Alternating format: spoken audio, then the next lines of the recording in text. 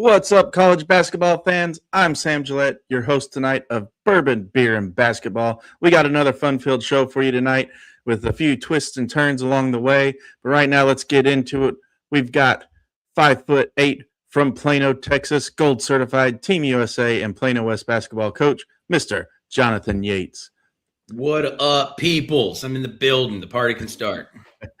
And coming at us from Chapel Hill, North Carolina, 6'2", founder of the Sunbelt Syndicate, Mr. Dominic Cressetto. We got to have like some cool handshake thing here, right? You know, like the basketball players do. There we go. No powder. And at 5'10" from Twin Falls, Idaho, connoisseur of all things basketball, Mr. Josh Fife. And muted. Broncos are on a roll, baby. Let's go. And at 5'9" from Columbia, Pennsylvania, gamer extraordinaire and founder of River Shark Gaming, Mr. Casey Wick. Going on. I miss my calling to be a PA announcer. There you go. We are down a man tonight. Nick Wade has some family stuff he's got to take care of, but hey, that's not going to stop us from getting into this. So let's start out with some brand shout outs. Yates, who are you drinking tonight?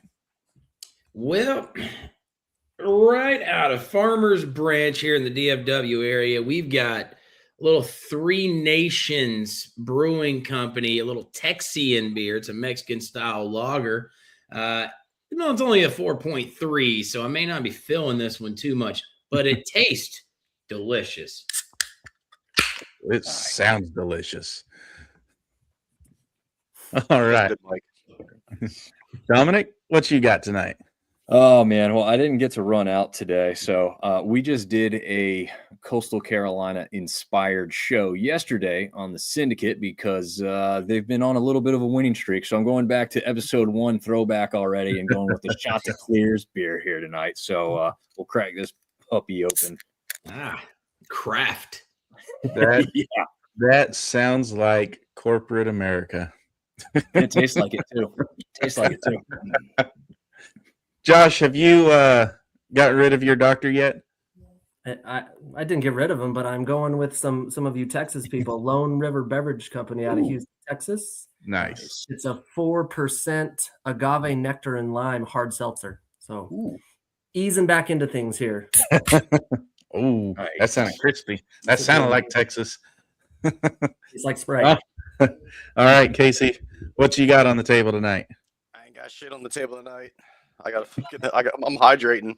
So So water? Yeah, I've been drinking energy drinks fucking all day. So gotta fucking mix it up. It's been cold as balls up here, man. It was 5 degrees out this morning. I had so many layers on. I had to use the bathroom. It's hard when you got 3 inches of dick and fucking 5 inches of clothes on. Ladies and gentlemen, this show does come with a parental guidance warning. There may be some language not suitable for children. I'd hope children ain't watching this. Not anymore. Slap up. There's a charge. All right. Well, I've got a good old Texas faithful. Yates, you could probably guess what this one is. A good old Dr. Pepper. I'm just kidding. I'm kidding. Love a Dr. Pepper. I've got they have a peach flavor. An All Seas IPA from Carbach Brewing in Houston, Texas. Another Houston beer. Ooh, another cool can. Yeah. I go for the cans. It's 6.8%. It's the only one that I have tonight. And excuse me. It's the only one I have tonight. So yeah. And they didn't sponsor me. I had to buy this one. So I had to go to the good old HEB because I got 20 minutes or 30 minutes before showtime or 30 minutes before I was supposed to be in studio and said, oh yeah, I don't have one. Yeah, I've been there. Yep, been there too. All right. Wes Schman. This is one of your guys. Koshman, I think. Koshman. Wes Koshman. All right, there we go. Good deal. Wes Koshman says, hey guys, he loves the stuff. Nice. And I didn't know you guys stream. Well, now you do. Every Wednesday, right here. Yes.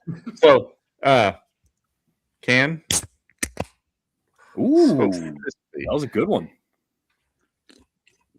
Now, did you even have to cool that, or did you just put that outside and it's cold enough down there today to be nice and cold for you? Not in Houston. It's still in the 60s down here. So, Oh, okay. Yeah, that is nice and crisp. You can taste the 6.8. Oh, fun fact: it's a limited edition can. So I caught him at a good time. All right. Nice. All right. All Seas IPA, Carbach Brewing, Houston. That is a unpaid plug. If you're over on TikTok, I will try to get your comments over there. Otherwise, hop on over to YouTube, Bronco Nation Updates on YouTube, and put your comments in the comment section. We'll read them on air. So let's get into this, fellas. The point shaving scandal. Josh, you're the one that brought this one up in our little group chat. Why don't you take the lead on this one? What happened with the point shavers out there? Yeah, man. You know, this has been going on for years, but this one hit the fan. 39 players, 17 teams. 4 players have played college basketball in the last 2 weeks. No allegations of games this season, but hard to believe. We're going to obviously let all the legal stuff play out, but man, I feel like this one hits a little harder than some of these scandals that have popped up over the years with that many players. And it's gone so far as to involve Chinese basketball and former NBA players. And some of the articles were pointing out guys that were deeply connected to the college basketball world. So it's alarming to say the least right now. Yeah. Apparently there's 3 players that play for some of the lower level teams that are playing this year that were a part of that. Mm-hmm. Yeah. The Philadelphia Inquirer had a great article, guy named Mike Silsky.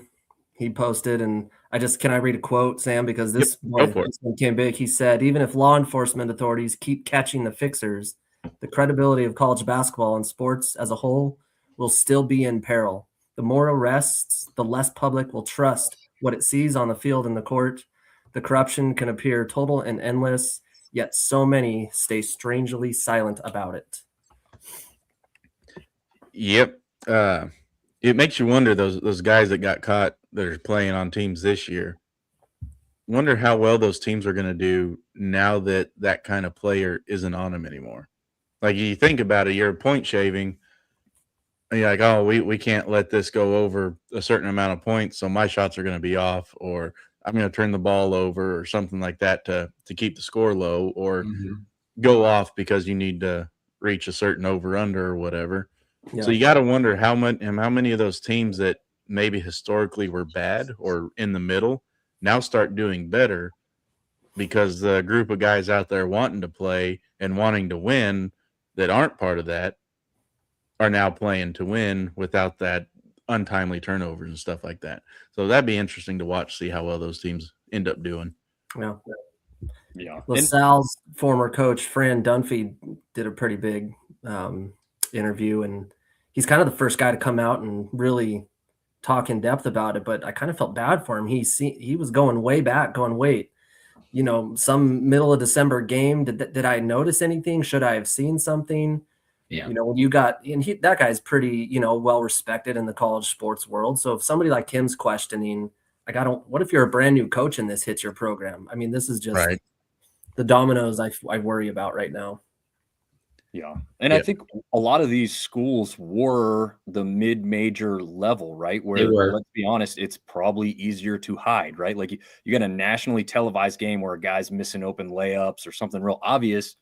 It's pretty noticeable, but a gym with 1,000 people in it and no one watching on anything but, ESPN Plus, probably get away with that type of play a little bit easier. And also that level isn't as good. Right. So, then you just say, well, he just had a bad game. So, I mean, in one regard, it's smart. In another regard, if you want to look at it from a comedic side, what if 2 of these teams were playing each other and both guys were supposed to, both star players on either side were both just shaving points at the same time because someone didn't realize that they put them in the same game, in the same situation. I really doubt that happened. But, just as a little bit of comic relief, it would be funny to see two like star players just continuing to miss shots and pass it to teammates they knew were going to miss. Silsky's article went pretty in depth with some of the indictments, and guys were getting text messages at halftime. I mean, they were, and really what seemed to put this on the FBI's radar was you were getting $250,000 bets on middle of December Kennesaw State games on halftime props or certain rebounding props. And so the question I posted was, does this lead to some sort of change in prop bets, or do they do away with it completely? Yeah. It's crazy though, whenever you think about it. I mean, betting has gotten so out of hand in all sports that it's come down to this. And it's in every aspect of every sport. Just the greedy people is what makes it easy to find. Once you find it, then there's no unfinding it. Yeah. So, and they seem to be targeting kids who did not have the big NIL deals.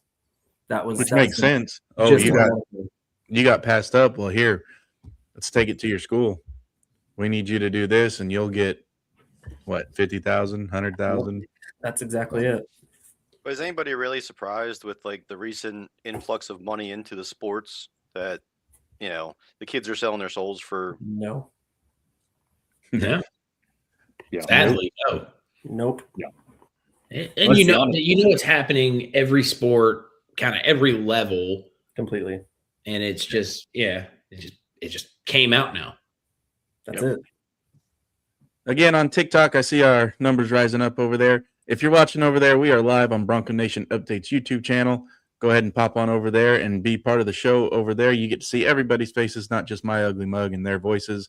And subscribe, and you can leave your comments, and we'll post them on air and have a conversation with you.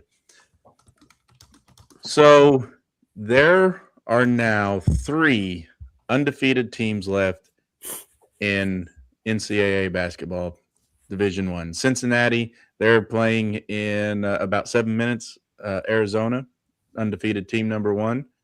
Then you have Nebraska playing again in about 30 minutes against Washington. Both are home games. And Miami, Ohio, the first team to 20 wins. They've been back-to-back overtime games with wins over Buffalo and Kent State. They get a much-needed break before they hit UMass on the 27th. Is Miami starting to feel the pressure? 2 back-to-back overtime games, or is it just the hey, we're not going to lay over for these guys, we're going to make them earn it? Yates, what you think?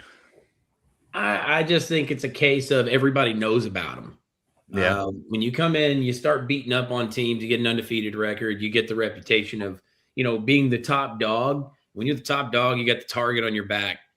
So now they're getting everybody's best every single game, and then there's times where the MAC's been called like the midweek madness kind of conference. They're kind of known for that because one of their top teams usually loses a road game of sorts and in the middle of the week, which that could be something to look out for them because they got, Buffalo coming up on the 3rd and Ohio on March the 6th. So, yeah. Nebraska and Arizona, they got a little bit harder road to hoe. Don't have the strength of schedule Miami has. Which one of those two is gonna falter first? I mean, it's almost safe to say that Miami's probably going to be undefeated until MAC tournament. They're playing good, even with everybody trying to do their best to beat them. They've gotten through the gauntlet of their schedule. You'd say they're pretty much there. Miami still has Buffalo at Buffalo. Yeah, that's what day you say that was? February 3rd. February 3rd. So yeah. So once they get past Buffalo, then they're probably, if they win that one, they'll probably be undefeated until tournament time. I'll throw one more out to you. Yep, it's an anomaly, but this game I believe is going to be at Marshall in the MAC Sun Belt Challenge. You've got 2 guards for Marshall that are really good in Jalen Spear and Noah Tashuti. And then you have a 7'4" center in Matt Van Komen, sorry. And that may be something the MAC doesn't see a lot of. Could really good guard play and very consistent play at the center position with the guy who's 7'4", cause them some issues. Again, it's a road game, I think, so that's going to be one that could test them. And I got to give credit to Yates, and I think Josh both last week were saying, look out, Buffalo is not a team that you're just going to walk around. Like, they are going to be difficult. And then Kent State being another really good team who's currently sitting in second place in the MAC. So that part of the schedule there was pretty good. And like you said, that second test against Buffalo on the road may be even tougher as well. Absolutely. Yeah. Don, did you point out Van Komen for Marshall? Is that who you're talking about? 7'4", dude? He is a beast. Yes. Yes, he is. And he's not one of those, sometimes you get those centers, typically European, who come in tall, very skinny. Sometimes, we've seen some from Africa come in and be just really tall, but not very dominant because they don't have the muscle mass. They can't push people around. They can't, grab rebounds off the boards. They're really just there to, have the ball not be reachable by most of the other guys and maybe occasionally shoot a short jumper. That's not Van Komen's game. Like, he's strong everywhere. Obviously, shooting is just like any 7'4" guy. It's not necessarily his strong point. But that's not what he's going to be doing because he's got the excellent guards to hand the ball off to. So, yeah, he's dangerous. And you can't teach 7'4". Nope, definitely can't. We could use him on our starting roster, I think, right here. We could use a 7'4" guy. We're just a scrappy bunch. Yeah. All right. Back to Arizona and Nebraska. A much tougher schedule, much tougher conferences. You got the Big 12, who's Utah just became the first sub 500 team with their loss yesterday, I believe. And then you've got the Big 10, that's arguably the best basketball conference in the nation right now. Who's going to take the first fall here, Arizona or Nebraska? I'm going to say Nebraska. It's going to be Nebraska. I mean, Arizona might have a little bit of a tougher road, but I feel like it's going to be Nebraska. It might be tonight. Yeah. Washington averages, I think, around 80 or 81 points a game. Let me look at that number and fact check that. 80.1. 80.1 points per game. Nebraska averages 81.4. So probably going to get a bunch of points here. I think your first 1 to 80 is probably going to win. Yeah. Casey, what were you saying? I was going to say Nebraska. Like, they have Michigan coming up, and they have Illinois, and they're both Michigan's on the road, Illinois is at home, but then they got Purdue at home too. So I think like their games have been a lot closer. So I think it's going to be Nebraska's going to be the first one to lose between Arizona and Nebraska. Not to mention that they haven't been there before either, so they're not really accustomed to playing undefeated where the target's on your back, which is the Yates' points could be why they lose tonight. Both teams have pretty tough 4-game stretches. Nebraska's got Michigan, Illinois, Purdue 3 out of the next 4. Arizona's got Kansas, Texas Tech, BYU, and Houston all in a row. Yeah. Yep. And Kansas is coming on strong too. Yes. Yeah. Kansas is good. Don't you think if Nebraska can go 3-1 in this next 4-game stretch, I'll believe. Like, I'm not sold on Nebraska yet, but you go 3-1 in that stretch, okay, maybe. They've got 4 upperclassmen who get 4 of the 5 most minutes on their team and a freshman. That's just lights out. But you get older guys, been there. They don't shy away from the big stage as much. Nebraska, I don't know. I wasn't a believer at first, but I'm starting to believe a little more. Yeah. Now, on the flip side, I don't know if y'all checked this Arizona schedule out. And I think we talked about it a little bit last week, but you're getting ready to go at BYU, at Arizona State. You got Oklahoma State. Then you got at Kansas, Texas Tech, BYU again, at Houston, at Baylor, got Kansas again, then Iowa State. Yeah. Yep. Talk about a stretch of games. No kidding. Jeez. Yeah, if sorry, if Arizona can go 4-0, they'll be national title contenders. Not that they're not now, but they'll favorites, national title favorites. If they can stay undefeated during this next 4-game stretch, they'll what, almost a lock. Yeah. I'd say so. They could probably lose from here until tournament time and still win the national title. At that point, let's not test that though, Arizona. Don't do that. All right, if you're over there on TikTok, we are live on YouTube, Bronco Nation Updates, or the Sunbelt Syndicate.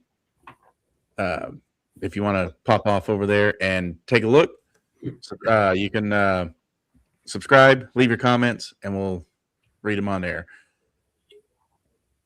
I may miss your comments over here, so that's why.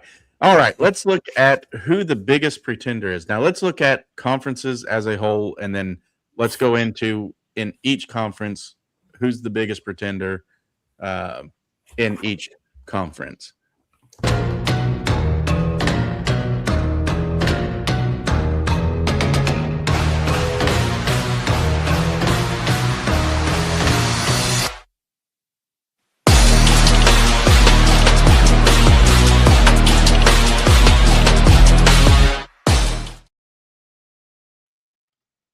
This is the most valuable voices. So let me spit for a minute. Boozer bodies every game. Call him heavy artillery. Board wars in the paint with stat lines bent like geometry. Pete plants seeds of fear while the Wildcats harvest. In Chapel Hill, Visser controls the boards, leaving the game tarnished. DeBensta drops dimes in heat, cooking defenders daily. Braden Smith drops assists like signals from future statically. Caleb crashes boards, a rebound king with royal decree. While Lendenberg's doubles double up, Big Ten throne, he claims it freely. Zuby keeps the red storm brewing, wave after wave. Toppin crafts shots with precision like he's paint push brave. Dent dictates the pace with UCLA flow, baptized in speed. These names carved in the NIL era work to leave a legacy while they lead. That's the first Syndicate Spitfire, and I am not a paid rap artist. So there you have it for the first one ever, fellas. Oh, That was neat. Was amazing. That was the first time I actually did that out loud all day. I read it a couple times. Nice. Without the glasses, too. It's like I was actually tinted and just like, oh, God, this is much harder to read than I thought it was going to be. Going to need a couple extra swigs after that one. All right. What do you guys think about that? Need some Eminem music to pump yourself up beforehand. Oh, absolutely. Yeah, definitely did. I tried to mention a couple of big names. So, we had Boozer from Duke, Pete from Arizona, Visser, I think. Is that, Josh, can you help me with that? Is that how it's pronounced? Yes, sir. And I heard you throw Caleb in there too. Yeah. Caleb crashed the boards. Braden Smith from Purdue, Dibansta is BYU's, pretty good player there. Lendenberg's from Michigan, Zuby from St. John's, Toppin from Texas Tech, Dent from UCLA. Those trying to hit some big name players, just throw out a little something different for this show here. Yeah. It seems like there's a lot more talent spread out now that the NIL's a deal. Used to be they're all in one or two conferences and one or two rosters inside those conferences, which is why your Kentuckys and Kansas and all of them have been struggling as of late, in my opinion. But with the NIL, that's the one thing that's good that's come out of it is the talent has spread out. and you get better basketball as a whole versus just watching one conference dominate it all. True. Sam, question for everybody. Answer. Do you think this whole NIL thing, I just wonder about the obscure towns who have the local billionaire who just says, you know what, let me throw 25 mil because I've got a bunch of oil money, not calling out Texas Tech, but let's say There you are. something Sounds like like that. I'm not going to complain if a Boise State rep wants to throw 25 mil at the program, but let's say you get some little town that can pay guys anything they want. Does that shift college landscape and we get a Davidson that truly goes all the way, Quinnipiac, something like that? Just question for the whole here. I don't think it's a just buying the talent. You got to buy the coaching too. True. Yeah, I mean, you can have all the talent in the world, but if you don't have somebody that can help manage that game, Yeah. It's not going to be anything. But not just that. Kids also are going to facilities as well, Yeah. right? Like a Quinnipiac is not going to have the same sort of facility that Duke has. True. You're never going to see it. They might if they get enough guys. I just don't see that being something that happens in the long run. Yeah. And it'd have to be a investment over like a decade versus just a year. Yeah. Because if it's a flash in the frying pan, it's not going to do anything. It's got to be sustained. Otherwise, you're not going to get the sustaining talent. Mm-hmm. Yeah, I think one point that was made today on XM radio on my way home was with football, Indiana has Mark Cuban helping them out. But Signetti is what makes it all work. So you have to have somebody who makes it all work. The reason he makes it all work is because he evaluates talent properly, just as he pays talent properly. So you can't, just bring in the top talent because then you're paying top dollar and you're not going to have any depth, right? And that's obviously more important in football with a roster the size it is, but it's also going to be important in college basketball because these are still young kids. These are still going to be, there's still going to be injuries along the way. You must have some depth on your roster. So you can pay the most to your starting five and then you get peanuts to the rest. What kind of team chemistry do you have when all these top guys are driving the nice fancy cars, staying in the nice spots around town, and then you've got the guys that are struggling to make ends meet because you're not really giving them nearly as much money? You can't see that. Yeah, like you guys said, that's maybe you could get that to work for a year, but you're not going to get that to work for 2, 3, 4 years. And then those guys are going to be gone. And then your chemistry that you may have had is gone now anyway. So yeah, it's more difficult than what Indiana made it look like. That's for sure. Yeah. And credit to Signetti. I mean, just as a coach, being able to bring all that talent together and let them play as a team and win the Natty, it's hard to do. Especially whenever you have the historic went from being the first team to 700 losses to national champion in 2 years. That's pretty impressive. I wish. Google me. Yeah. Casey's going to switch his sweatshirt now because of that. The hell I will. Dude, they're like, I guess they are bad enough in basketball for long enough that they all just started donating money to the football program. Have you looked at the NIL amount of money they've used in the last 2 years for that football program? It is insane by Indiana standards. Like they're competing top 15, with the Ohio States, with all the big boys. Like Signetti going there, hell of a coach, hell of a talent evaluator, hell of a motivator. But he got everybody to buy in. Yeah. So here's another thing with Neil. Do you guys think, and this we'll move on after this, but do you think that the NIL may have been pushed, from the Supreme Court, but by influence from the professional leagues? The product getting too watered down at the professional level with the one and done athletes trying to make that jump and having nowhere for them. Do you think that maybe the professional league started making that push, say, hey, we're being overrun up here. We got no place for these guys. People aren't retiring as fast as what guys are coming into the league. Pay the players so they stay in college longer. I don't think it necessarily has to deal with that. I don't think that the pros were in on that. Well, if Not a they were, bad they made a spot. terrible decision because now these guys are making more money in college and they don't have a reason to leave early at all. So now the pros may be not seeing them for 3 years and they thought they were going to have a one and done, coming in. Well, you got to look at it too. Not seeing them for 3 years. Now you got a talent that's 3 years more experienced. True. You also have that. Yep. And you don't have to send them to a G League to develop. So, True. just a thought that I had. We just had a G League player who's allowed to come back into the college. Oh God, Right. that whole thing. You talk about the kid from Alabama? Yep. Yeah. Kid from Baylor too. Yeah, that was the other one. Well, isn't he playing? He's allowed to play now. Yeah. Yep. Yeah. Yeah, he got enrolled at the semester, immediately eligible. He's only been playing like 6 or 7 minutes a game. Yeah. Yeah. He's in. Well, Yeah. I feel so bad for the Drew's a smart NCAA. coach. Yeah. He's a smart dude. He's not going to bring him in and play 40 minutes right now because he knows that's going to get on ESPN negatively. Yeah.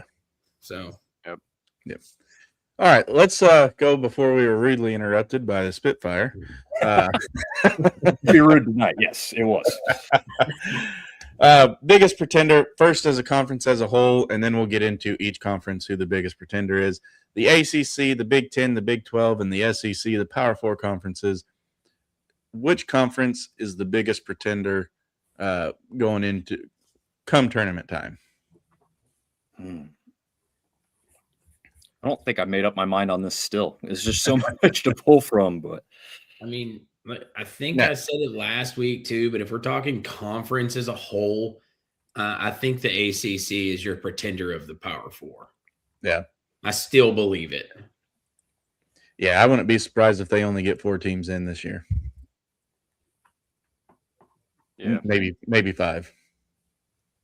yeah. Yeah. Well, here, I'll give some statistics while some of us are still thinking about this. The Big 10 has 5 teams ranked within the top 12 or top 11. I'm sorry. The Big 12 has 6 teams ranked within the top 19. The ACC 5 in the top 25.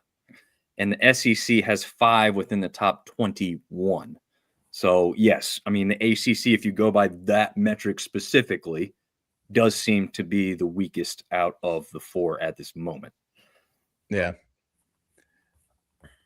Casey, you want a dog on the SEC or the ACC? Oh, any chance I get the SEC? The ACC is they are down this year. I'm sorry, man. Being a Notre Dame fan, I prefer my kids to go to class, not zoom in like the LSU players. And we've all heard about all the other SEC schools. Being an SEC graduate don't mean anything if you don't go to class. Yeah. I could probably have a Nobody's diploma shooting me graduating too. now. I know. Isn't that sad? I mean, we could do a whole show on that, but it's just sad that like kids go to college, and I'll use the air quotes for college because college is supposed to be an experience, but these kids are too popular to go to class. Yeah, the ACC outside of Duke and maybe Virginia, I don't really see like anybody that has a roster that can make a deep run, like Sweet 16 path and further. I mean, the SEC does have better coaching and better talent, though. So as much as I'd like to dog on them, I think they're going to be a better postseason shower than the ACC will. What you got, Josh? I really struggled with either ACC or SEC on this one. I think Duke may be the ACC's lone hope right now, and that kills me as a Carolina guy to say that. I did put UNC or Louisville as the biggest pretenders in the ACC, but then UNC looked like a typical UNC team tonight. So I don't know, but yeah, I don't know. Don't count tonight. Don't count. Yeah, so let's talk about that. Let's go stick with that. Go into the ACC. Who is then your ACC pretender? Josh. I put UNC/Louisville. Those are my 2 pretender teams right now. And again, Carolina guy, that kills me. But I want to point out UNC's tempo the last 10 years, they've averaged 47th in KenPom. This year they're 181st. That is not a Carolina team. So that's hard to watch. Wow. Who you got, Yates? In the ACC, I think it's between two teams for me. One is Louisville because they are ranked 23rd. They started off really hot, but they're 3-3 right now in the conference. But the other one is Clemson. Mm-hmm. You know, they're 6-1 in the conference right now, 16-4 overall, but they've shown some, you know, some cracks, so to speak, recently, and just could just about bust the dam open there, you know. Yeah. Clemson was my choice as well. They just I don't know. I don't think I They're trust not them. athletic. I don't trust them as a good basketball team yet. Can't trust them in football lately either. What do you think, Dom? Yeah, I got Louisville as well. 2-4 against top 25 teams. I would say when you do look at the losses that they've had, I would still deem pretty much all of them good losses, right? At this point in the season anyway. But you've got to start winning some big games, against some tough opponents at some point for me to think I can trust you in a tournament setting. And to me, they haven't done enough of that yet for me to have any trust in Louisville. Yeah. And Casey. Yeah, I'm gonna go Clemson on that one. Big time. I just don't trust them. And then, yeah, SEC. I don't know. Like, I struggle with that one. I would say I'm probably thinking like Missouri. Like they have a next year's class looks good, but I don't see it this year. Yeah. Does not help you right now. Nope. So Yates, how are you going to try to not pick Arkansas in this one? Well, it's hard not to because I know we're just going to break some hearts because it's what we do. You get used to that kind of thing in Fayetteville. They don't call you the Heartbreak Hogs for nothing. Exactly. But I think the biggest pretender in the SEC is going to be Vanderbilt. Mm-hmm. Their last 3 games that they've now lost, Florida, Texas, Arkansas, they got out-rebounded so badly. They're showing no signs of physicality. Arkansas had 13 dunks and what was that stat? 20 some odd points, a lot of points in the paint. Just Vanderbilt's not ready to match up with some more of the top teams like everyone thought they were. Yeah, that's who I got to is Vanderbilt. They started out strong, but they're cracking now. And your points in the paint, I was going to pull that up before I started talking, and I didn't. Anyway, points 50. In the paint was 50. It 50 points in the paint to 22. Yeah. Out of our 93 points we scored, 50 of them were inside the paint. Yeah. You don't win games whenever you give up the inside like that. No. Unless you have Steph Curry shooting from the outside. And I was like, and they're not shooting it that well right now either. Yeah. Dom, who you got out of the SEC? Yeah, I hate to be kind of boring here. I've got Vandy as well. 2 of those losses, Yates kind of spoke on it, but to Texas by 16, to Arkansas by 25. If you average all 3 losses, they're losing by an average of 15 points. So that's just concerning, right? You guys talked about the hot start. I mean, they have some really good wins on their schedule right now, but this type of slide, as Yates talked about more specifically than just the stats, that's the concerning part. Yeah. Josh, you got any stat magic you want to throw on this? Yeah, I'll be different. I'm going to say Bama's my pretender. They had a lot of chances. Purdue, Gonzaga, lost to Arizona by 21, lost to the team we're talking about, Vandy, and they barely squeaked by Oklahoma the other night by 2 points. And Oklahoma, they're not the best Oklahoma version. They've lost 5 in a row in the SEC. So I had Bama as my pretender. Good pick. Can't argue there either. Yeah. All right. Let's move on to the Big Ten. You almost want to say Nebraska as the pretender, just because you don't know if they can hold that success for the rest of the season. But I'm gonna go off script, and I'm actually going to go with Sparty, just because Izzo seems to do just enough to get him there, but never enough to win it here lately. So I think he's riding a lot on his past success, and I think Sparty fans are starting to get a little restless there.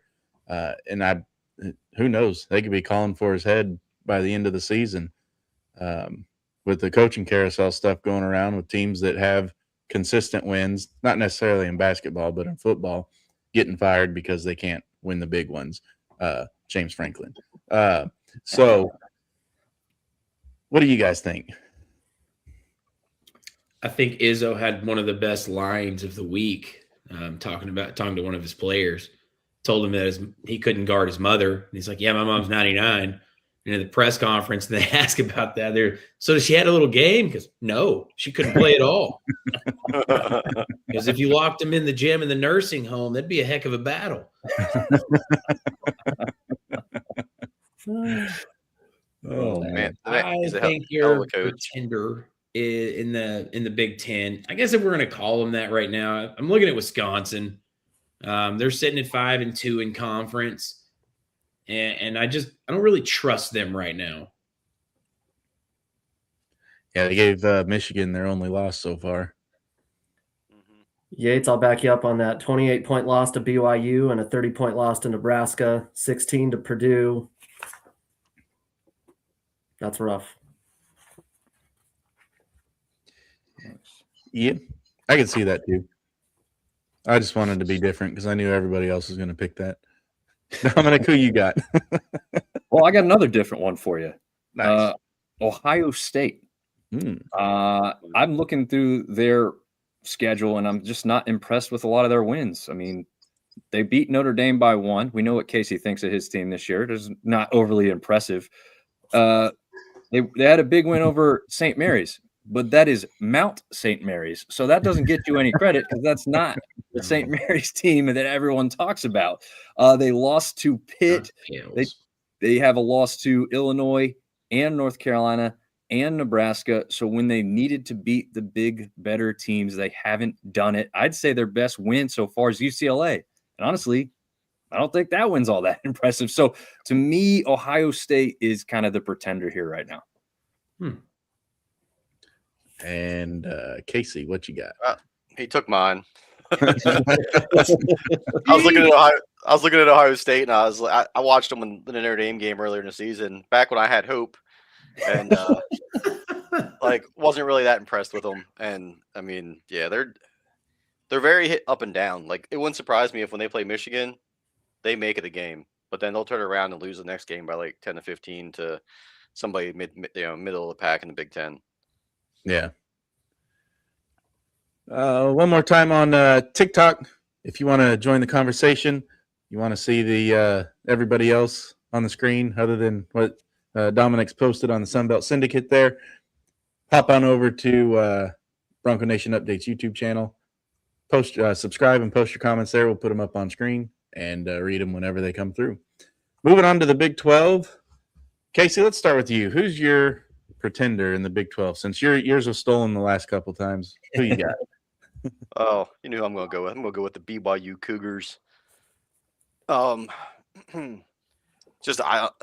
they play like the top talent, I just don't see it. Like, their loss to UConn earlier in the season. UConn's a pretty good team, but then they lost to Texas Tech. To me, really showed some cracks. Like, I saw it in the group text about saying how BYU is Texas Tech's B this year, and it doesn't look like it gets any easier. They got Arizona, they got Kansas, they got Houston coming up, then Arizona and Iowa State again, and they end the season with Texas Tech. I think by the time it's all said and done, they're going to be the pretender in the Big 12.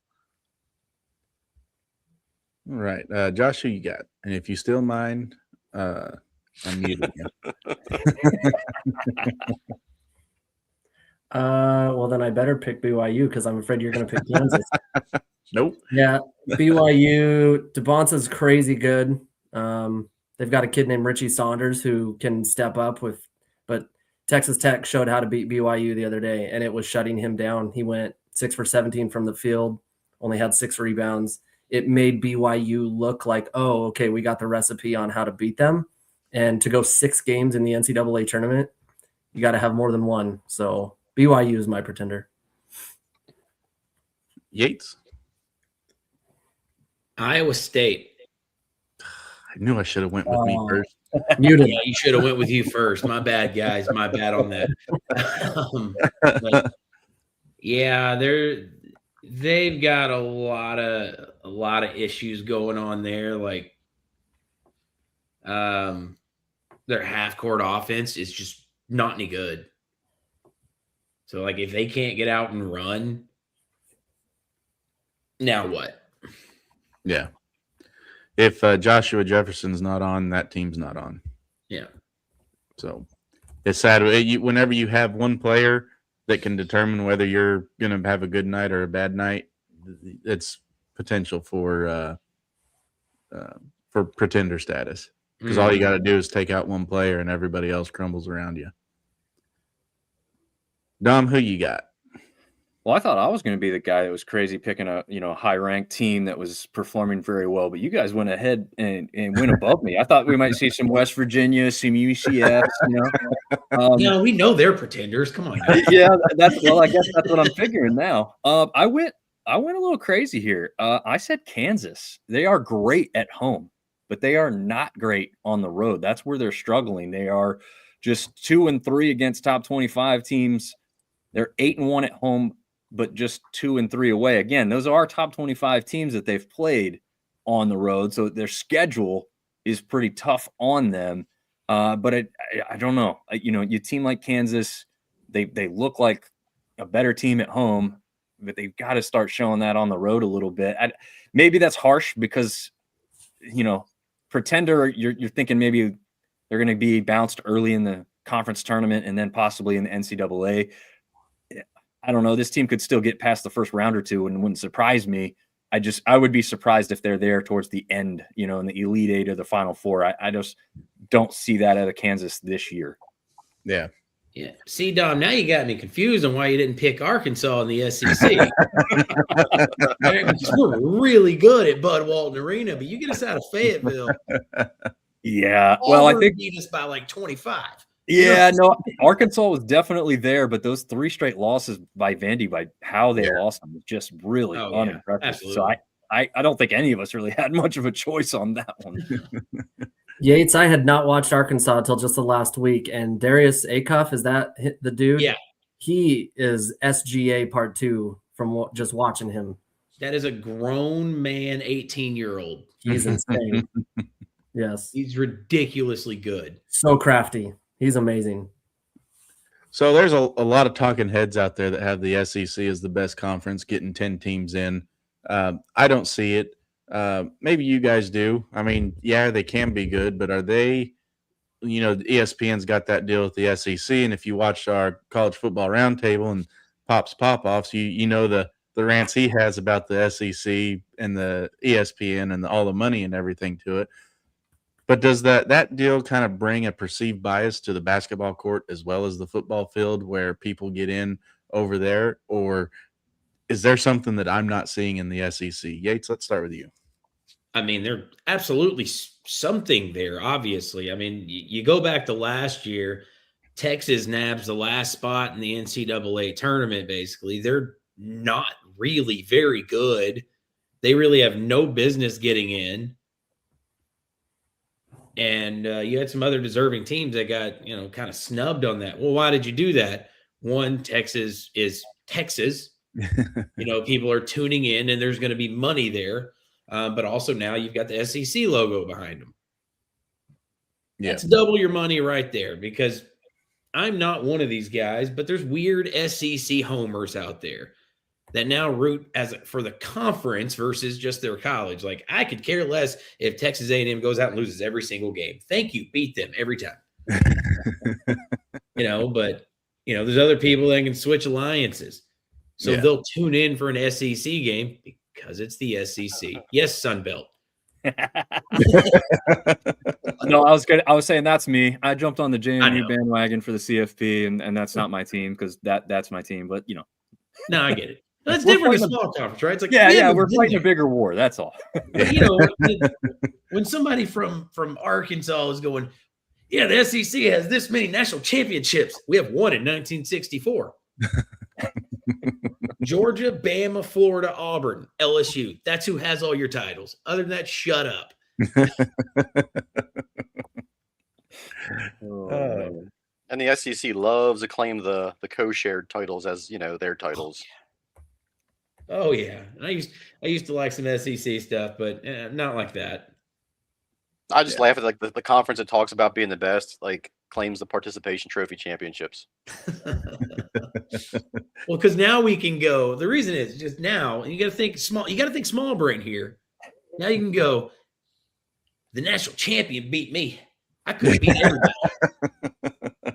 Oh my god, I've been seeing that all.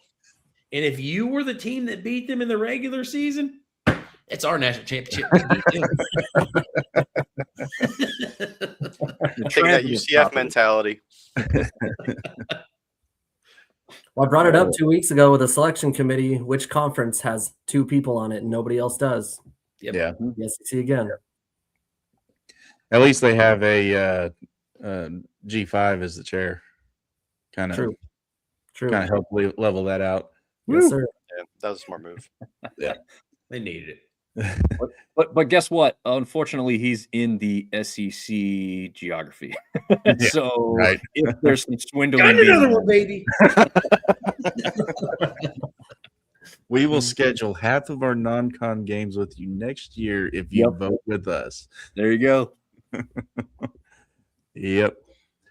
All right, Casey, you got anything you want to add to that one? To what we on? I got distracted. Squirrel. SEC having bias because of the contract. I mean, of course, I got the bias. It's ESPN. It's Disney. The sphere of influence is big there. Plus, they got away with it all these years. I mean, they are the model of consistency. Let's get all these teams in, and let's make it all sound like these teams are all big and powerful, and they play each other. It's Titans and Goliaths going head to head, and then when they play somebody out of conference and they get their collective butts whooped, it's oh well, we'll beat them 9 out of 10 games. We just had a bad game. Yeah. The SEC is a joke. I'll say it. I don't care. It's a joke. When you want to talk about being a power conference, well, yeah, you bought your way into it. Like they were Money smart. wins, baby. Money wins. I mean, go and get in Texas and Oklahoma. You have the whole southeast of the country locked in from a media rights deal. Yeah. Then the Big Ten said, "Hold my beer," and they went and got the West Coast. Yep. And now you're seeing all that money, in the media rights being used to, influx of talent there. But as far as basketball is related, I mean, the NIL, like we talked on earlier, has made it all, an even playing field. But I think we're also seeing the lack of players being coachable, for one, and two, the quality of coaches, because who wants to coach with all this drama going on? Yeah. Tom Izzo deserves a statue for being a model of consistency. Big Izzo guy. Big Izzo guy. Izzo's interview a couple weeks ago, there was a vibe that I was like, is he like out? That was the first time I thought, man, Izzo is ready to bail on this. And he's the last one, because you're right, Casey. He has been the guy. Yep. He should be the commissioner of like the whole thing, honestly. Yeah. And for the record, I've never been a huge Izzo fan, especially back when he was like recruiting those top 5 teams year in and year out. But the man, like, he's endured, and he's an actual coach. Nowadays, I feel like half the time you got to be part babysitter and like part cheerleader and part coach. Yeah. Yeah. These kids are soft. All right. Well, on TikTok, if you want to, we're about to take a quick break. If you want to hop over while we're doing a break so you don't miss anything, hop over to YouTube, search Bronco Nation Updates, subscribe, leave your comments over there. We'll read them on air. We've got a lot of viewers on X right now. We love our X viewers. But if you want to be part of the show as well, do the same thing. Go ahead and pop over and let's get you on the show. Bronco Nation Updates YouTube. Let's make it happen. So we're going to be back. We're going to take a quick break, about 2 minutes. We'll come back and have some fun.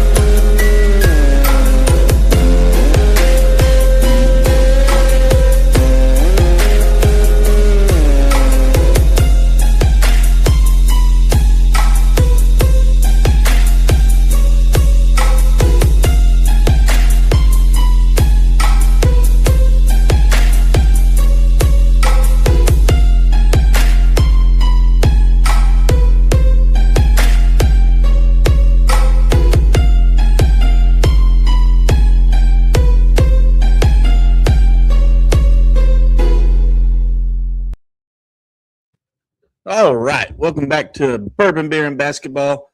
I'm your host, Sam Gillette. I'm joined by these fine gentlemen, Dominic from the Sunbelt Syndicate, Josh Fife from, where are we going to call you from, Josh? We need a fun little location for you. I mean, Twin Falls isn't very fun, so you could just say Chapel Hill. I'll live in Dom's basement. Cold down here. That's why the hoodie's on. Hey, I hope you enjoy a 7 and a 4-year-old too, because I'm bringing them. And then we have Team USA's only hope at basketball coach, Mr. Jonathan Yates. and gamer extraordinaire, Casey Wick. Don't kill his dog and there won't be no problems. Casey, don't ruin this and tell us you don't actually have a dog. Oh, I got 2. Oh, okay, good. Yeah. Everybody don't steal them. One is sleeping behind me. Nice. All right. Well, if you've been tuning into the show, you know the second half, we kind of look at the lesser conferences. So let's jump right into it with the American East. They've got 6 of their 9 teams within 2 games of first. Now, there's one more conference that has that kind of disparity, but or not disparity, but competition. But is the American East, is that the most competitive conference, non-Power 4, from top to bottom? Who wants to go first? I mean, it could definitely be seen as such. You know, I mean, we did bring up, you know, UMBC having their, you know, the big upset when they did that. Vermont has made a run, I think at least once that I remember. These other teams, you know, UMass Lowell, they're tough out. You know, they're not great record-wise overall, but that's in conference at 3-1. Yeah. A team that was kind of mid to lower, I think they're actually lower into their conference last year. New Jersey, the Highlanders, 4-1. They look really good right now in conference. I don't know, man. It's hard to tell with some of these teams. I mean, from basically from Vermont up. Bryant's not having the greatest year, the year that I thought they were going to have. They were my preseason or pre-conference pick whenever he did our first show. But they're 2-3 right now. But they've been there before. They know what it takes to make it. So maybe they turn it around. Dominic, what do you think? Yeah, I think UMBC stands out for me, even though they're currently sitting fourth in the conference technically, I guess, due to tiebreakers, because there's a couple of teams that are all tied at 3-1, but they are 10-7 overall, 6-2 at home, 4-5 on the road. This conference as a whole struggles to win games on the road, and just like a lot of other mid-majors, that's because some of them are scheduling pretty well outside of conference and playing some tough opponents. I mean, they played at Dayton, at Georgetown. They played against Buffalo. I think Army's actually surprisingly decent this year, right? So they lost to Army. And then you mentioned Bryant earlier. They did lose to them on the road, but I struggle to see a team that I trust a little bit more than UMBC at this point in the season. Yeah. Casey, what do you think about the American East? Pretty much everything like they all said. As far as most competitive, I'd say it kind of seems like it's one of those conferences where, top half is better than the bottom half. Like there's not really much discrepancy between them. So I'm interested to see how it plays out the rest of the season. Like Vermont usually is, pretty reliable as far as being a tournament contender. But, I don't know. Like the Albany Great Danes are actually looking pretty good as far as being, as long as they're at home. Once they travel on the way, they're terrible. Yeah. So I wouldn't want them to make the tournament and be a competitor there. But yeah, I mean, I'm surprised you didn't pick Binghamton though, Sam, pre-conference. No. But yeah, no, I think it's going to be one of those things. By the time the season's done, the top half is going to be, fighting it out for the top seeds in the conference championship, and then the bottom ones are just going to take their balls and go home. Yeah. Josh, you agree? Yeah, I think a lot of us went with Vermont, and I had to do a little homework on this one. They had 7 of the 9 first place votes to start the year, but to point out Casey's thing, Albany just beat them, so that's decent. And then New Jersey Institute of Technology, they went 6-25 last year. Mm-hmm. 9 wins this year, so good for them. Yep. I was waiting for the South Harmon Institute of Technology, if you know that reference. All right. The ASUN, it's pretty much down to 3 teams. I mean, yeah, there's still a lot of basketball left to play, but your Austin P, Lipscomb, and Queens, they're going to be one of those 3 are going to be in it.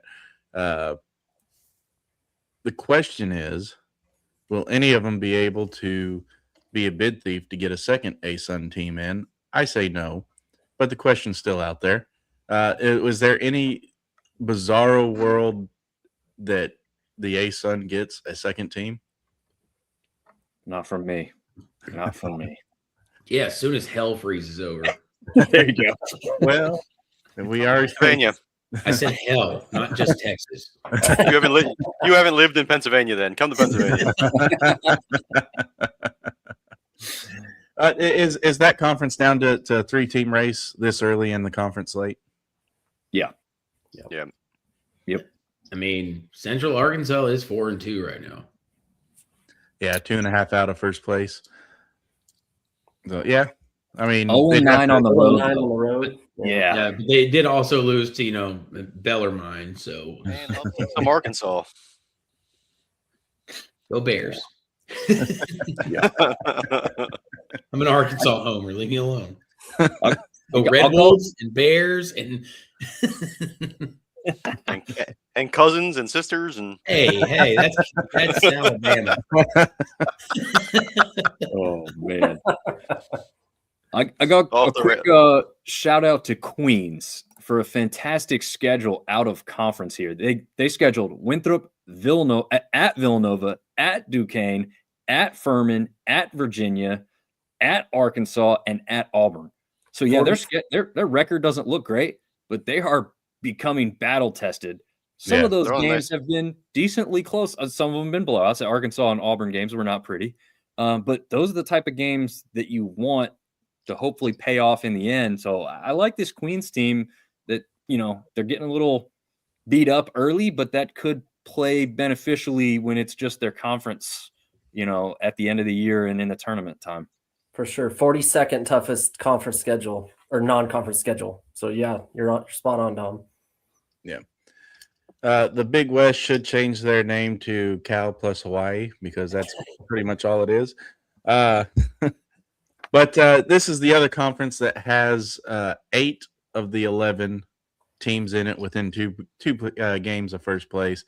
Cal Poly, I think they're there just because they haven't played anyone in the conference yet, or a grueling schedule in the conference yet, as far as some of the other talent there.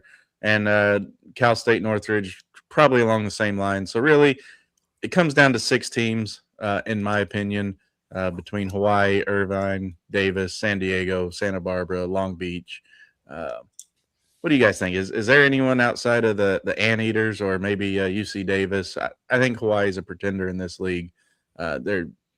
They don't impress me much, but Irvine and Davis have been, and San Diego, they've been going at it for the last couple of years for who gets into the dance. What do you guys think? Go ahead. I picked out San Diego in this one. I know that they're not right at the top when you look at the standings, but there's one game difference through most of these teams, or a lot of teams tied at 4-3 at the moment. The question I have, Sam, for the Hawaii aspect is they have that weird dichotomy with the travel aspect. Hawaii's 11-1 at home, 2-3 away. I feel like that's going to continue throughout the season, right? Like it's hard to go on a plane and then go over and win games, but then the opposite is true for their home schedule to be really powerful for themselves. But again, like we just said, that there's a very few game difference between the top and almost close to the bottom of this league, to be honest. So if a 2 or 3 game slip up and you could go from first to worst. And so that's really interesting. This may be the most competitive mid-major conference, honestly. Yeah. Yeah. In Hawaii, they've beat UC Davis at home, though. They still have them away. Let's see. San Diego, they lost at San Diego, and they still have them to go home. So we'll see if they can get the rebound there.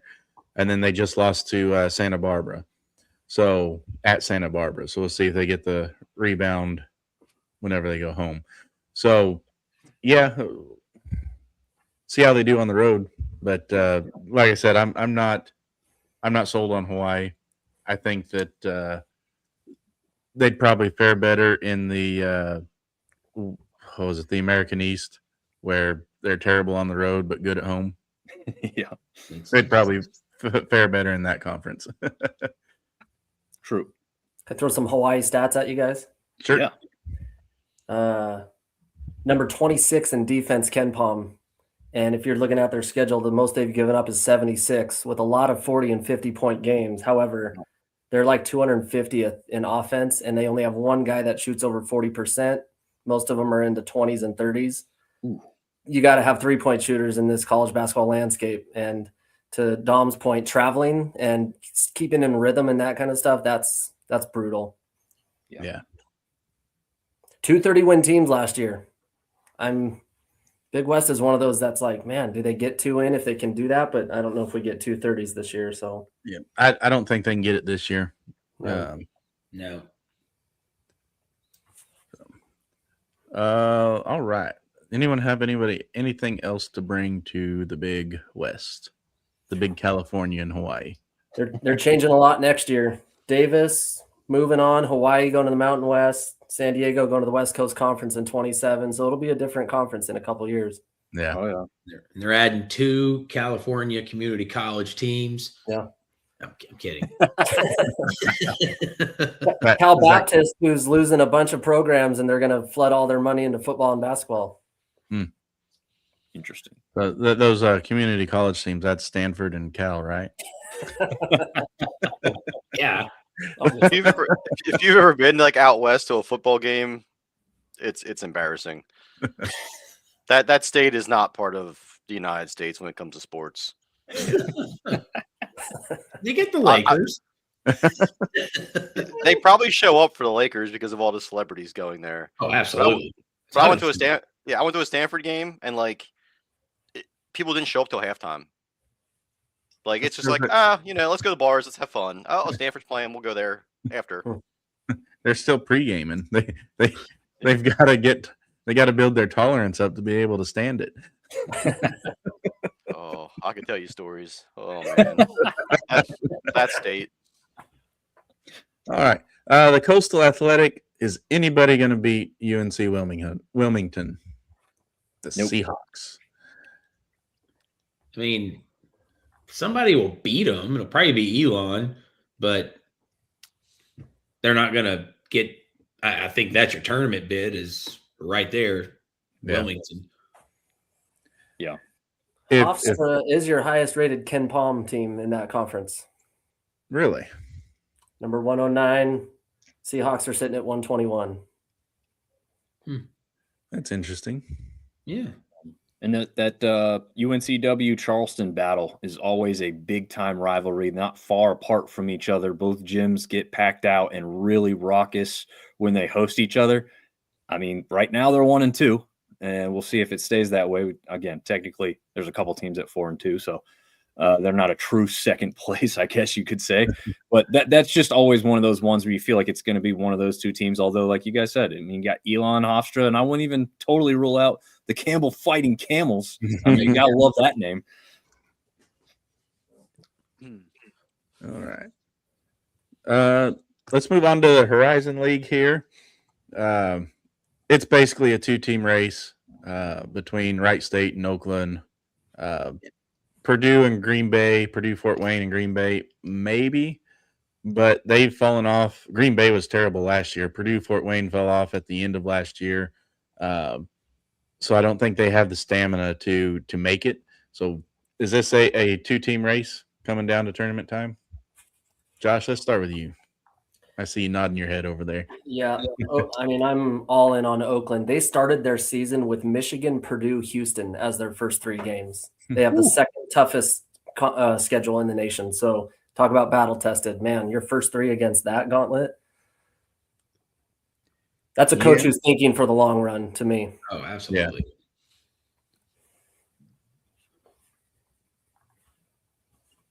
What do you think, Casey? I don't know, man. Purdue Fort Wayne's looking decent with a 5-game winning streak at the moment. They seem like they're getting hot at the right time, make a run. Could be a 3-team race, but yeah, Oakland and Wright State, probably gonna come down to those two. Yeah, I got to give the nod to Wright State. They've already beat Oakland twice, though. So, and but then you turn around and lose to Cleveland State. How do you do that? Yeah, it's a gauntlet over there. Yeah, they 4-point loss to Kent State, 10-point losses to Cal and Toledo, blown out by Butler. So they've lost to the 2 lowest teams in their conference, Youngstown State and Cleveland State. And they played everybody else nice except for Butler. So. Hey, and there's a chance. Yeah. But I got to give the nod to Wright State there. I'd love to see Purdue Fort Wayne. I became a fan of theirs last year when I started doing all this stuff, just because of they're the Mastodons. How can you not be a fan of a Mastodon? Yeah. Now, Green Bay's been a surprise this year. Northern Kentucky Norse, man. Yeah, 14-7. But I will say they did lose to Oakland in a close game. They have Wright State twice and Oakland one more time.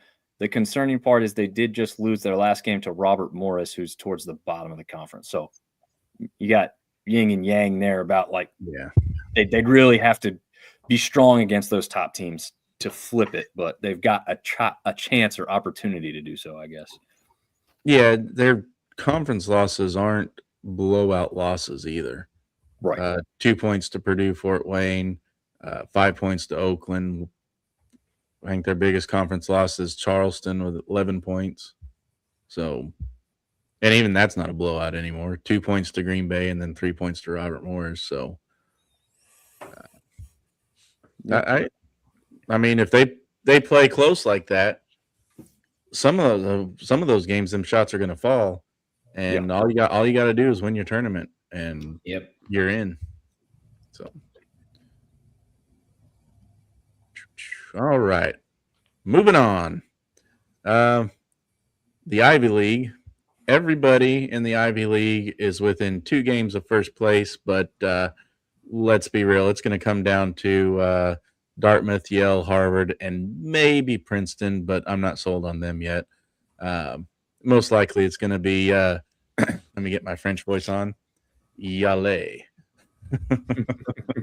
Bingo. Yates, who you got in this one? Yeah, I'm with you. I think it's going to be Yale. But that Harvard Yale matchup's always good because who's smarter? Dartmouth is, but I think it's going to come down to Harvard or Yale, but I'm leaning Yale. Yeah. Any chance for Dartmouth, Dom? See what I did there? Yeah, I do. I mean, a chance. Yeah. I mean, They beat Harvard. Mm-hmm. Yeah. It's, man, that 9-8 overall record, though, is like scary to say I can trust them with that overall record. I don't like that.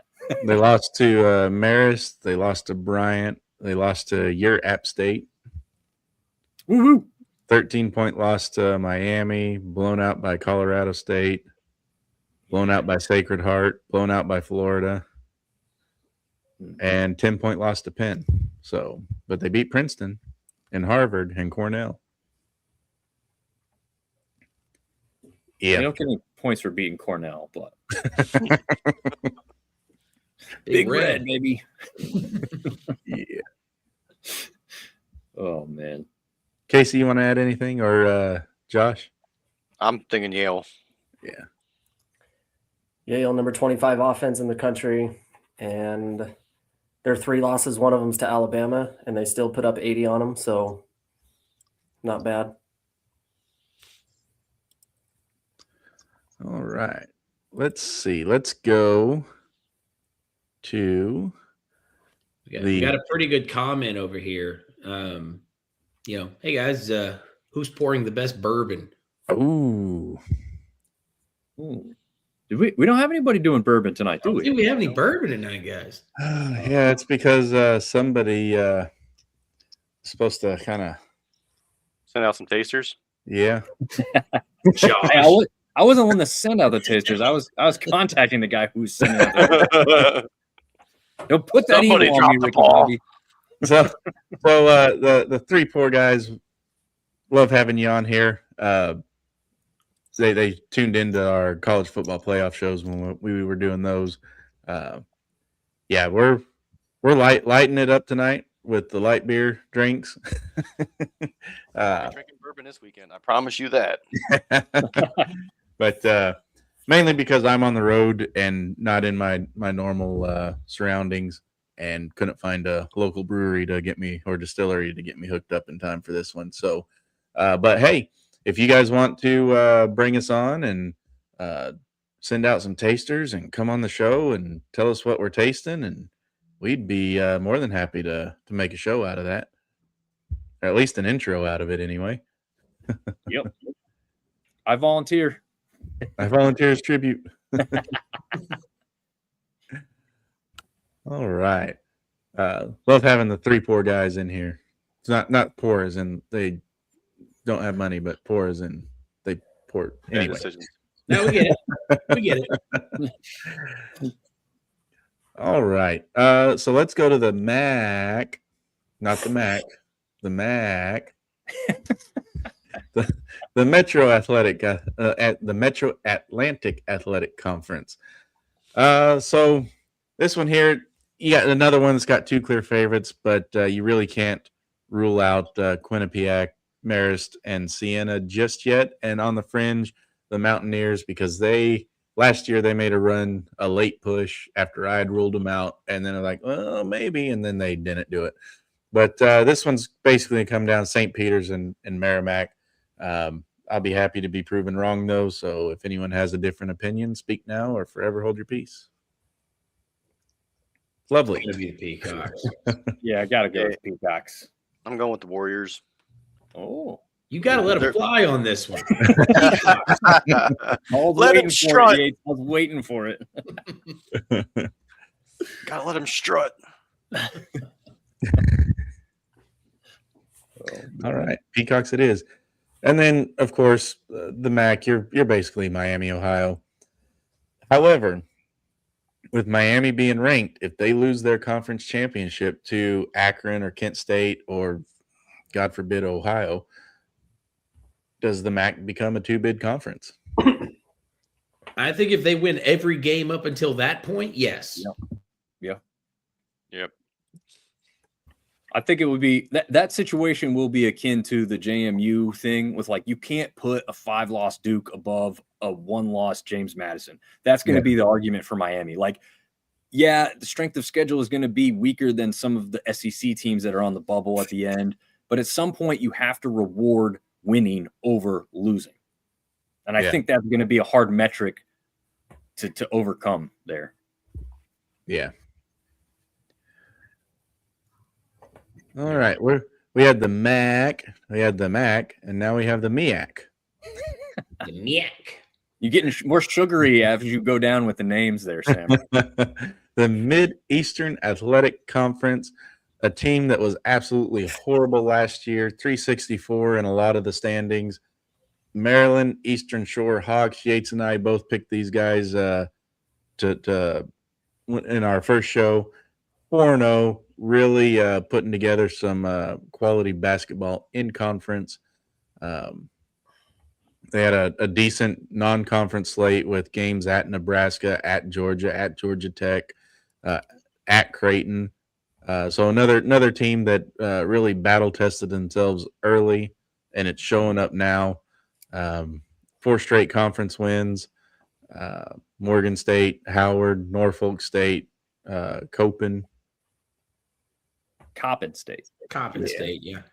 So they're coping with their losses right now. Good. I don't think they're coping that well.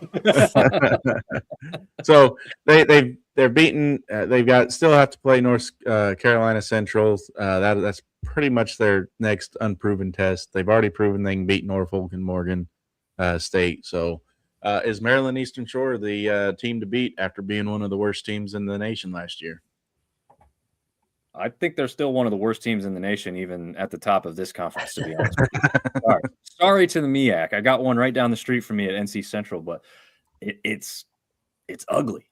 So I don't know if we could trust anybody to get it done in here, right? Like I think you could see one of these teams just totally go downhill, and then a team that's going to get demolished in the first round of the NCAA tournament is going to find their way in here somehow. But I think even if the best team makes it, they win the regular season and the tournament, I still think this is a team that's going to face a total blowout in the first round of the tournament. Yeah. Well, yeah, I mean, I definitely think it's going to be Maryland Eastern Shore just because, yes, their record's awful, but it's because they really challenged themselves in their non-conference.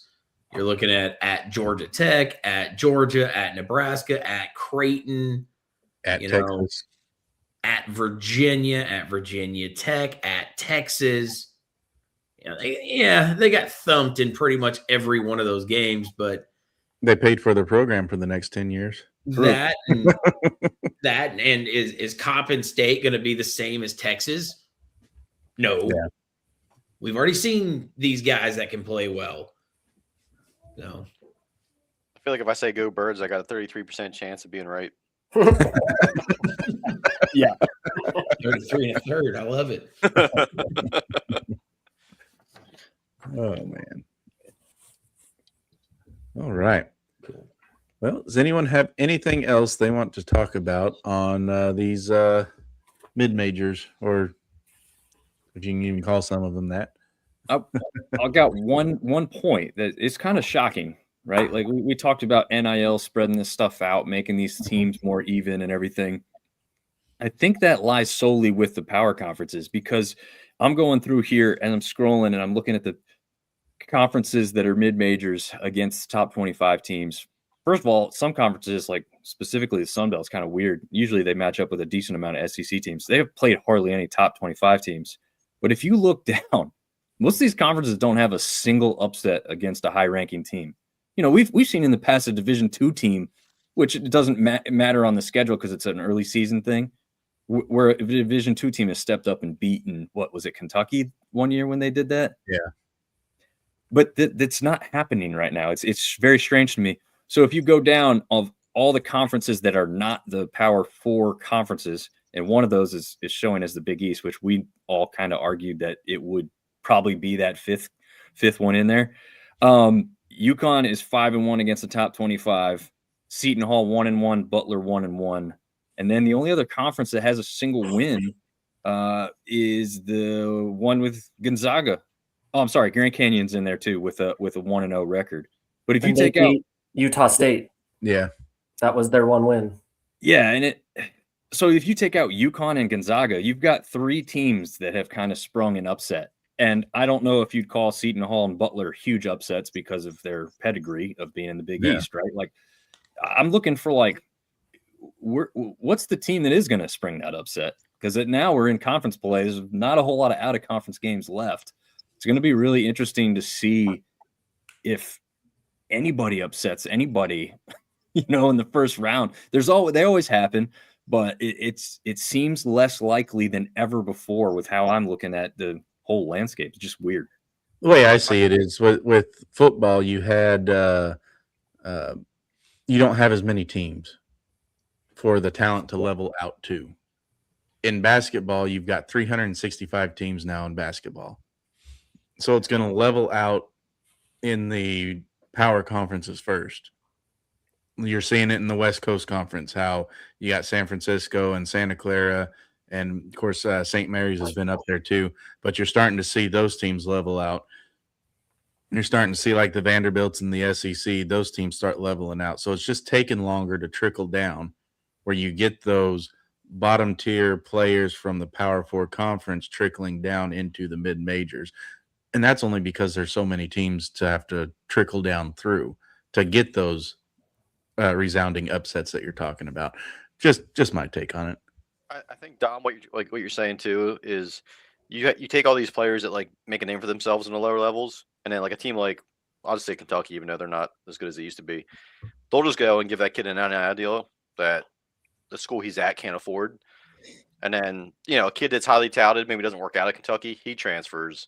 So now you're just like, it's just like NFL free agency pretty much, like year in and year out. So I think the talent is getting spread around, but then you also have these kids that maybe think that they're ready for the NBA, and then they get to the competitive level and they're just not cut out for it.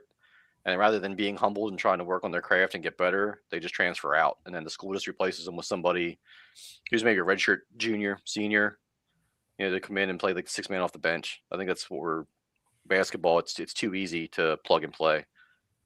Yeah. Is the spread around going to be to the Wake Forest teams and the Cincinnati teams, where those kids that prove themselves in those mid majors come up and maybe they don't go to Florida or Duke or Carolina, but they get plugged in at Cincy or Wake or something like that? And I think we saw that in college football with Indiana: 0 5-stars, 7 4-stars, and a bunch of 3-star kids that were hungry. And a bunch of 23-year-olds. Yep. Keep going. And could the lifespan of basketball players now, where you get your one and done, flash in the frying pan kind of deals, going to the NBA and then not panning out, and okay, well, let's bring in the next round of talent to try and get that going. I know this directly contradicts my earlier argument about the NIL keeping kids in college, but could that be where you don't have that? You have to stay for 3 years. You can't declare for the NFL draft till after your sophomore or junior season. Yeah. Could that be why you don't see that trickle down as fast as what you saw in football? It's because kids are able to leave a lot earlier than what they are in football. Now apparently you can play in the NBA G League and still go back to college. Yeah. Yep. Pretty crazy. Yeah. Yeah. Well, I think like. Go ahead, Don. Or Casey. Oh, I was just going to say, I think like the NBA, like the NFL has that 3-year rule because the kids aren't physically ready to play at the NFL level without getting hurt. The NBA doesn't. I mean, if anything, the NBA's gotten softer, so the physicality aspect of it's just not the same. Yeah. Yeah, I was going to ask, what's the current NBA rule on high school kids? Because we've gone back and forth in that lane so many times, I feel like, over the last 25 years. I think it's still 1 year. It's Is it 1 1 year. year? Yeah, if you're 1 year out, then you can go. I really like baseball's thing where it's like if you're going to declare out of high school, fine, declare out of high school. But if you don't, you have to stay in college for 3 years at least. Yep. And you can also get redrafted, right? So like it's not a big deterrent to these kids because they could say, well, I didn't get drafted to a team that valued me and gave me any kind of massive contract. So now that I've gotten a name for myself and I'm hitting better ERA and everything else, like now I can re-enter the draft. I know that's not always the case, but sometimes it can be the case. And I like that aspect too. Yeah, I agree. All right. Well, we're going to wrap up here. But first, Dominic, what about you? Your Shanta beer. There it is. It is empty now. It is empty. So I did do the job. But yeah, shout out Chanticleers. We called it a wave of winds since they're really not on the beach. They are beach adjacent, if you will. Conway is close to Myrtle Beach, but they like to say ball at the beach. They are balling quite well right now. So just another shout out to those guys. All right. And we'll skip the non-alcoholic drinker of the night.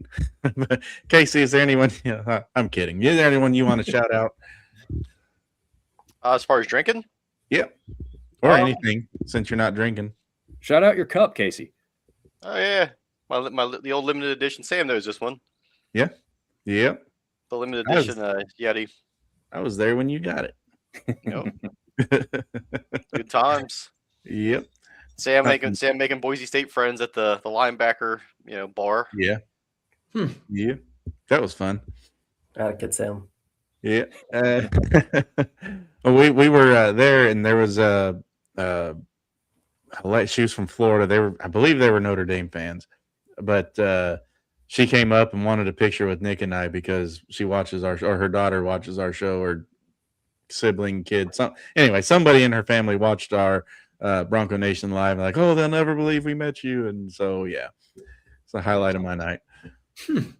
You're famous. You're famous. Outside of Maddox Madsen tricking everybody in Notre Dame, including the entire team, entire sideline. Nobody knew he had the ball running it in, albeit that was the only score. But it was still the highlight of the day. It was a good moment. Yeah. Josh, who you drinking tonight? I'm going the Lone River Beverage Company out of Houston, Texas, for all you Texas guys. All right. Yates?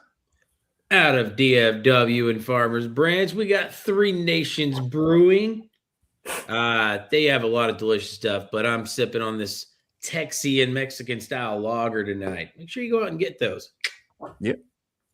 And then I'm from the Carbach Brewing Company in Houston, limited edition can. Wait. Now Sam's gone completely. Goodbye. My camera left me. There we go. It is a 6.8% All Seas IPA. Their fun series. Great beer. I liked it. Enjoyed sipping on it tonight. Beer for a fun time, not a long time. Well, it lasted me an hour and 35 minutes, so it lasted long enough. But the Carbach Brewing out of Houston, Texas. I didn't have my normal lineup of beers to go tonight because I'm on the road at work, so couldn't get anything rolling. But it is what it is. Anyone have any final thoughts for tonight? Well, happy to hear you didn't have to wear a coat while doing the show tonight. Yeah. Yes. Anybody? What games are you guys kind of looking forward to this weekend? Now that football's over with, I know I'm throwing one on you here late, throwing one on myself. I didn't realize I was going to ask that question until I just did. I'm looking forward to Friday night, the Michigan Ohio State game, just because I know the schools hate each other, and I'm hoping secretly there's a fight. So, Yates, your Washington upset of Nebraska does not look like it's going to happen. It is Yeah, not not going to close. happen. 51-35. Yeah, they're getting rolled. Cincinnati hanging in there at halftime against Arizona, down 6, 27-31. Yeah, I was trying to have a hot take. It was wrong. I was wrong. I disgraced myself. I disgraced the show. My bad. Can you disgrace the show? Can you do that? I don't know. I set the bar pretty low when we started. I don't know though. Saturday night does have, Saturday in general has Illinois and Purdue at 3, and then the night game is like Houston and Texas Tech. So Saturday night has some good games going. Yeah. Villanova and UConn has Yep. potential to be a upset. That's the one that I've got my eye on. I've always liked Villanova. So, You want but also a, Georgia, Texas. That's gonna be a pretty good matchup. We'll be out to see how well your pretender status works. Virginia Tech and Louisville. If Louisville loses this one, they'll be out of the top 25 and probably forgotten about until tournament time. Possibly. You got a mid-major matchup in the SoCon. 13-7 Mercer versus 13-7 Wofford. Both also have 5-2 records within the SoCon. So that's a big deal one right there. Yeah. North Carolina at Virginia, big one in the ACC. And as always, I don't know if we have any military listeners, but Army-Navy basketball game. That one often gets forgotten, but you know what? Appreciate any military members out there. Thank you guys for everything. Yes, agreed. Another mid-major matchup, a couple of them out of the Mountain West. UNLV coming on strong, just beat Utah State. Yes, sir. San Diego State at UNLV, and then Nevada's the surprise team in the Mountain West this year, probably outside of Grand Canyon, going down to the Pit in New Mexico. Both those games are on Saturday night as well. Well, Saturday afternoon for San Diego State, Saturday night for New Mexico.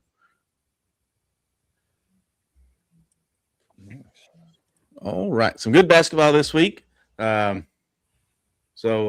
get out there, watch a couple games, come to the show next Wednesday and tell us about them. But yeah, that'll do it for tonight, fellas. Thank you for joining me. We missed Nick tonight. He was taking care of some family stuff, but he'll be back next week, hopefully. And we'll have some more beers and conversations for you every Wednesday night right here, Bronco Nation Updates YouTube. We are on TikTok as well. But if you want to see the whole show on TikTok and be part of it and put in all your comments and stuff, have them read on air, go ahead and head on over to Bronco Nation Updates YouTube and watch them there. Our viewers on X, same to you, Bronco Nation Updates YouTube channel or Sunbelt Syndicate's YouTube channel, as Dom links his stuff with us as well. And same for you, TikTok. But if that's how you guys want to view us, then come on over. We love to get your comments and everything in there. Dom, Casey, Yates, Josh, thank you guys for joining us tonight. And until next week, y'all have a good one.